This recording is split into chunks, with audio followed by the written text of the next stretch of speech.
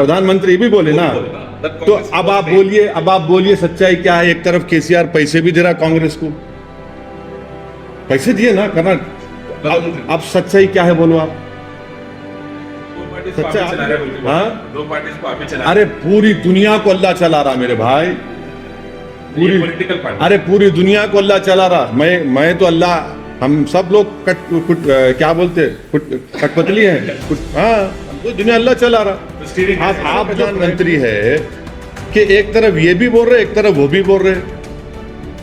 माने प्रधानमंत्री का बोलने का मकसद क्या है कि गिरा तो गिरा मेरी टांग ऊपर, वो मतलब है उनका।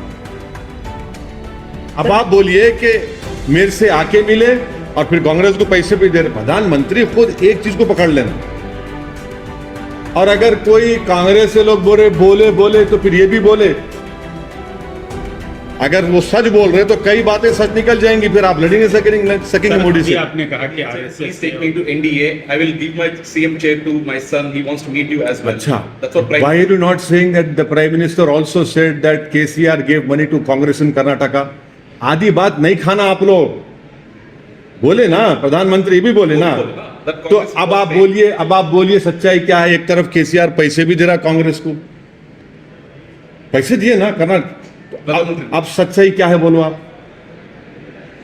सच्चाई आप लड़ सकेंगे मोदी से। आपने कहा कि आरएसएस से और दूसरी पार्टियों से हाँ। आके चोला बदल के कर रहे हैं, आपका इशारा रेवंत रेड्डी की तरफ था?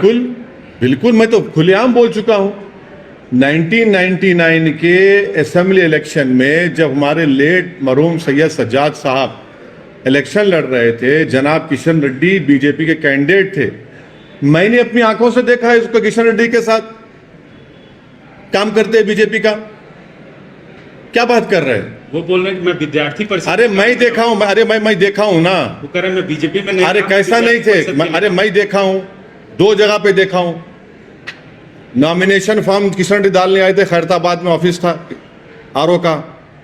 फिर गुडी मलकापुर मार्केट जो उस वक्त कारवान कैसा था, मैं देखा हूं। माने ये ऐसा है ना कि ये 2 पार्टी बीजेपी और कांग्रेस जो है, आप देखते होंगे गांवों में या शहरों में हर कोर्ट के सामने एक बेचारा बैठता है कुर्सी टेबल डाल के, आइए हम नोटरी कर देंगे, आ जाइए ना, आ जाइए नोटरी कर देंगे।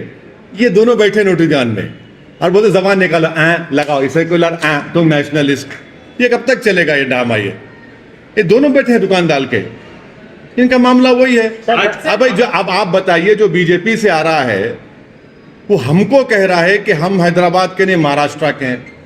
अरे भैया तू तो बात कर रहा है गोलवालकर की जबान में, तुम बात कर रहे हो दीनदयाल उपाध्याय की जबान में, तुम बात कर रहे हो राजू भैया की जबान में, तुम बात कर रहे हो प्रेजेंट सरसंघचालक की जबान में, तुम वो पूरी किताबों का निचोड़ हो तुम, जो आरएसएस के लोगों ने लिखी है।